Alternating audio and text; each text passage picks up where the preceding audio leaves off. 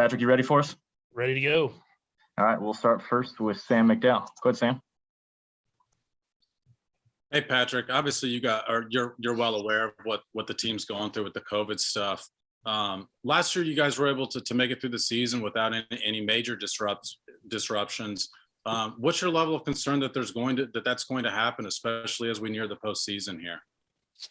Yeah, I mean, obviously this week we've had a couple people test positive, but that's kind of part of it. It's part of the world that we live in today.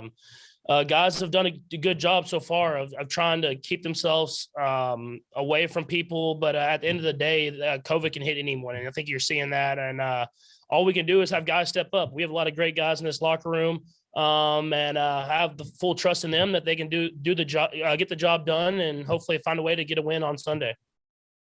And then obviously you've been safe all year, and Andy Reid has preached for you guys to make good decisions.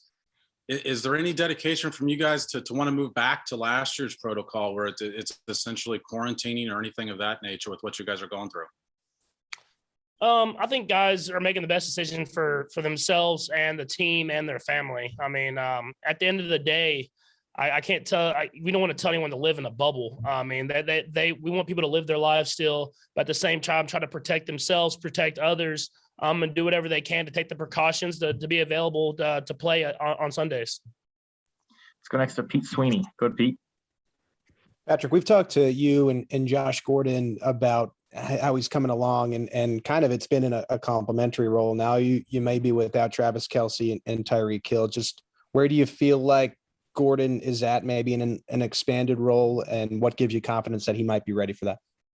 Yeah, I mean, the confidence I have is that he's done it before. I mean, he's been able to go out there and produce at a high level in this league. And so he still has the talent. He still has the work ethic. And now it's about just going out there and getting more opportunities. And so hopefully we were able to get Travis and Tyreek back. But if not, we have other guys that will step up and kind of take on those roles and in part, receiver there, running backs, tight ends. And we'll find a way to try to make up for that production that we're missing. Let's go next to Adam Teicher. Go ahead, Adam. Hey, Patrick. I'm guessing that guys like Tyreek and Travis are participating in meetings virtually.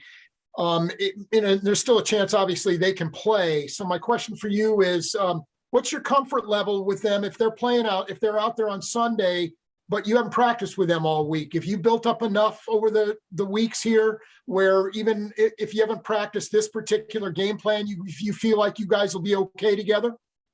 Yeah, I do. I mean, those guys have gotten a lot of reps with me and just within this offense in this league. Obviously, it's a really complex defense that we're facing, but they've played it a couple times even before I was here.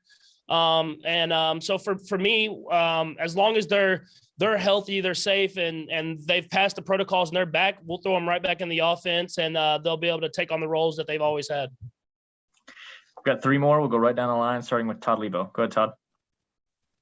Hey, Patrick. We didn't get a chance to ask Coach this, but you've seen most of these guys who you're going to be playing with, whether some of your regular guys aren't there or not, but you probably haven't seen this kicker, Elliott Fry, before. You guys just signed him last week. Did you have a chance to peek today when he was kicking? What are your thoughts about him? He may have to kick a big kick for you. Do you know if he's ready for that quite yet? Yeah, I'm sure he's ready. I mean, he looked good today. So, I mean, you just throw him out there. Guys have to step up and do their job. I mean, he's been here for a little over a week now, and he's done everything the right way from what I've seen. He's put in the work, and you have to trust your teammates at the end of the day. I mean, just like at any other position. Obviously, kicking can come down to a huge kick here or there, but it's not one play that's going to change a game. It's about every single person stepping up, doing their job, taking on a bigger role, and trying to find a way to win a football game at the end of the day. We'll go next to Nate Taylor. Go ahead, Nate. Hey, Patrick. I just want to ask you, just what was the experience like today without Travis and Tyreek Hill on the practice field, and how much of your preparation this week might be trying to get reps with as many of your teammates as possible to have perhaps a more balanced attack against the Steelers on Sunday, if that is indeed what's required? Yeah, I don't know if it wasn't two different, I guess you would say. I mean, throughout practices, especially with those two guys, we try to let other guys get some reps in to not only get those other guys reps and get them work, but to let those guys kind of rest their legs with Travis and Tyreek, because they run so many routes on game days.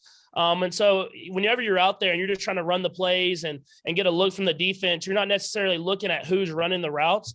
You're just trying to go through your reads the right way. And so that's kind of how we always roll throughout practice. Just today, you just didn't have those guys for the kind of those main plays that you usually would run with them. So guys are going to step up, guys are going to run routes. And at the end of the day, we're going to try to go out there and win a football game. Go last to Seren Petro. Go ahead, Seren.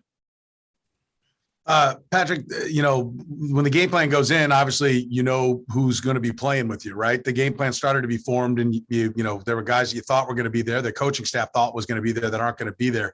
How difficult has it been? Has there been an adjustment? Do you have to scale back because you don't have some of your major pieces and maybe adjust because the matchups aren't the same without some of the guys? We haven't really changed much. I mean, there's obviously some routes and stuff like that Tyreek and Trav can run that no one else in this world really can. But really, I mean, we just went out there and put a game plan together, trusting these guys to make plays happen. And we got the guys to do it. We got the speed, we got the playmakers, and I'm going to keep trusting in them. And hopefully we have Trav and Tyreek back. But if not, we'll be ready to go.